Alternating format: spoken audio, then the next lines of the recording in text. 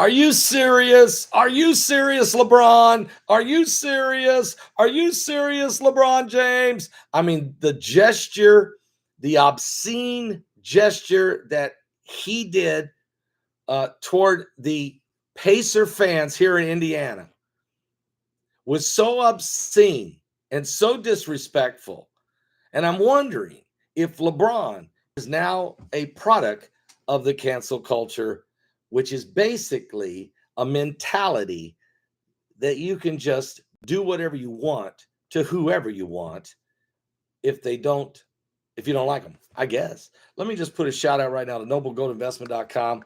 That's www.noblegoldinvestment.com.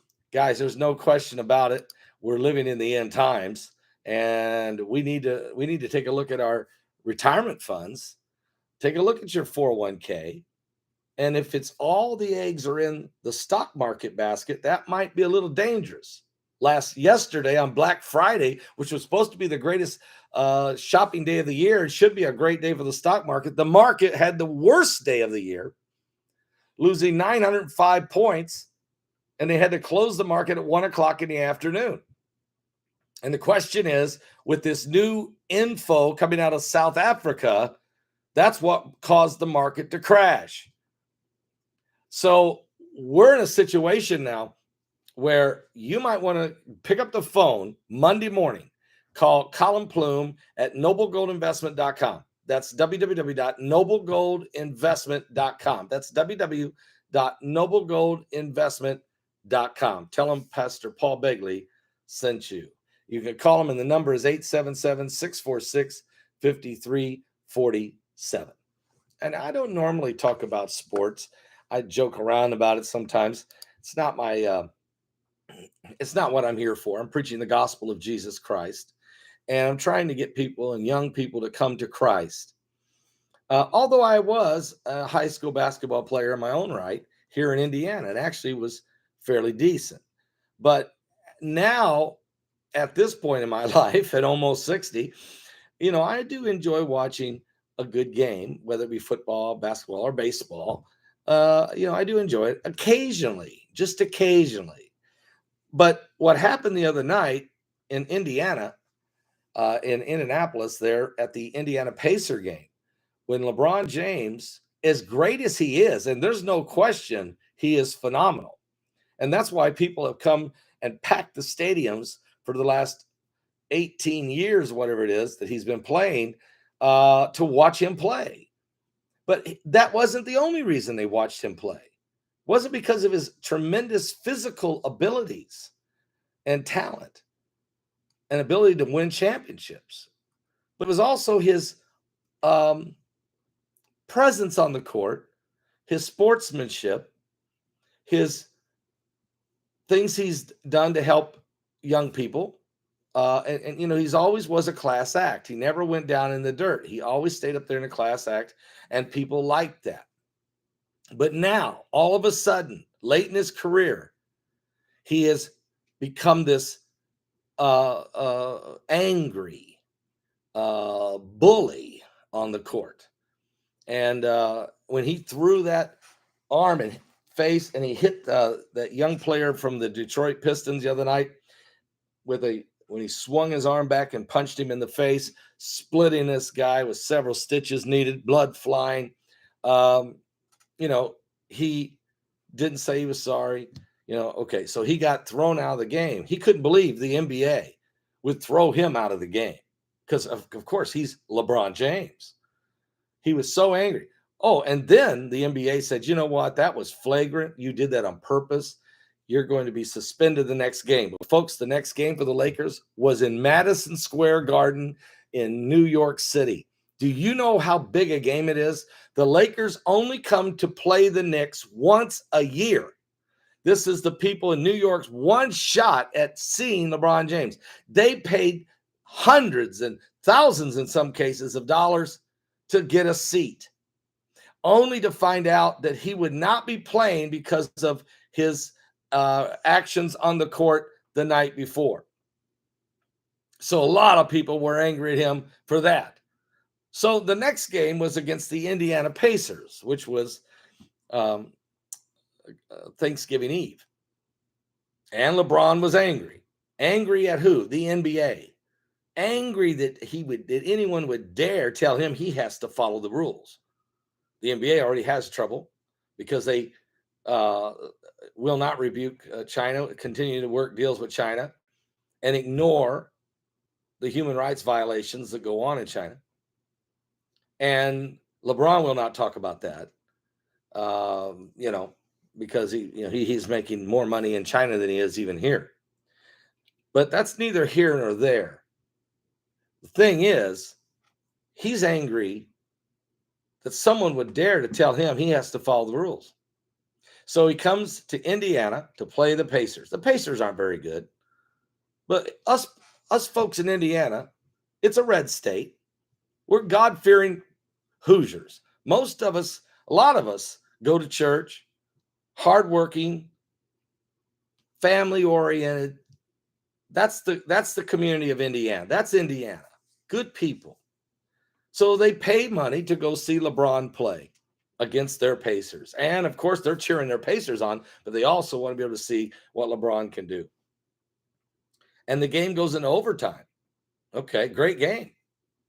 And LeBron has his best game of the season against the Pacers, scoring 39 points, hitting 5 3-pointers, including the one that seals the deal and gives the Lakers the overtime victory. But after hitting that shot, he turned to the crowd. He turned to the Indiana Pacer fans who were there to watch him play and to cheer on their home team. And he did an obscene gesture. And I'm not talking about flipping the bird, which would have been bad. This was worse than that. An absolute obscenity gesture to the Indiana fans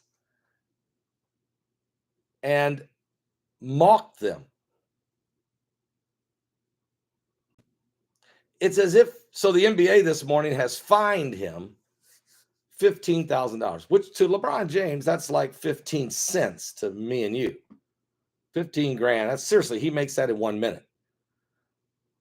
So he's laughing about that. He don't care. But I guarantee you he's angry because once again, the NBA is telling him he has to follow the rules. But when you've been taught that you don't have to follow the rules, when there's a whole different society now teaching the cancel culture, if you don't like somebody, cancel them or do something obscene to them. It's just civil disobedience. Even though they've been watching you, even though they've been paying for 18 years to watch you play, even though they have made you the multimillionaire that you are, you respond back to them with an obscene gesture like that. And here in this state of Indiana, that ain't going to fly. That'll never fly here. That was horrible. And I don't care where it was at, it was horrible. And kids look up to this guy. They idolize this guy. They want to be like LeBron. Really? There was a time that might have been true, but not now. Because LeBron knows his game is starting to slip away from him. Well, he's still great, but he can't do that night in and night out. He needs to keep taking off days. He can't. His body is starting to slip, and he knows it. He sees the young stars coming up, and he doesn't know how long he can hang on. Father Time is finally catching up with all of us. But it's worse than that. Why lose your cool? Why lose your composure? Why lose your dignity and start doing things that are absolutely obnoxious? Now, I could take this another step further, but I won't.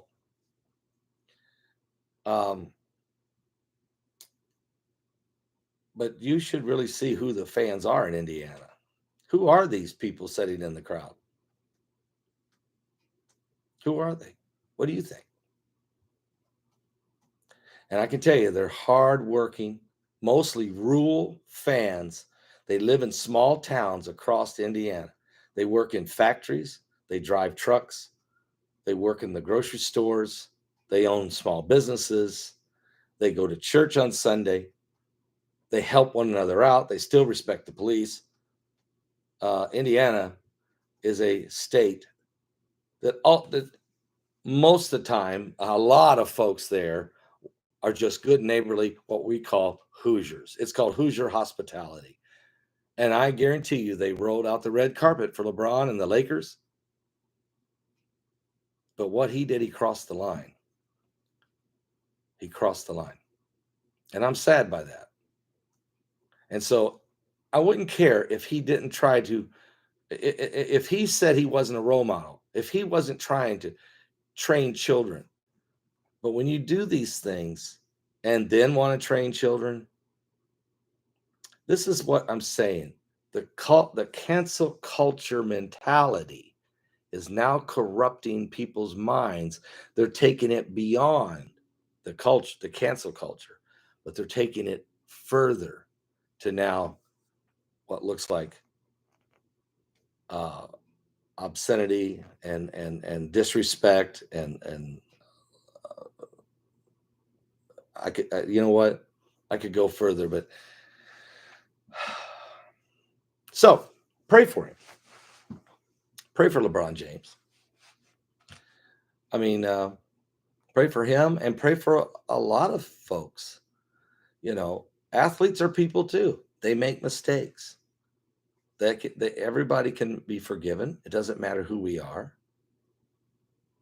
But I just want to say, LeBron, if you're bigger than the game, and you think you are, okay, you think you're bigger than the game, then be bigger than the game.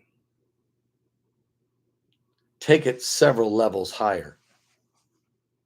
Become a man and really be bigger than the game. I pray for you, and I pray for everyone. I pray for your family and everybody else. And I pray for the fans of Indiana who were obscenely, the gesture was a total, and I pray for the kids that were in the crowd watching their idol, their fans, these young boys and girls, underage, watching such a display. I pray for them. God bless all of you.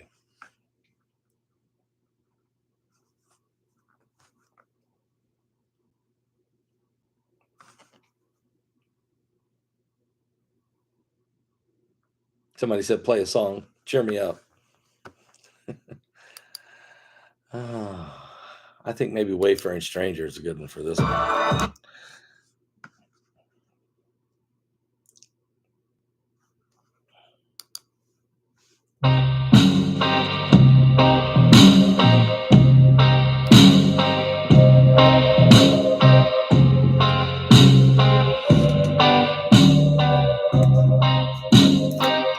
I'm just a poor wayfaring stranger traveling through this world below. There is no sickness, no toil or danger in that bright land to where I'll go. I'm a-going there to see my father and all my loved ones who have gone. Shabbat Shalom. Went over Jordan. I'm just a go over home. Yeah, this is a different version.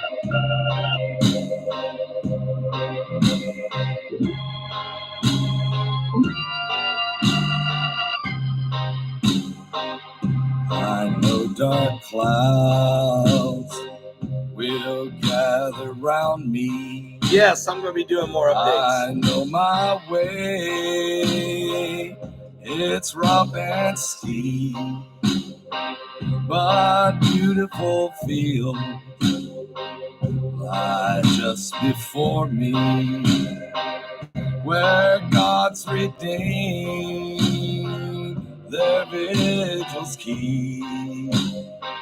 I'm a-going there to see my mother. She said she'd meet me when I come.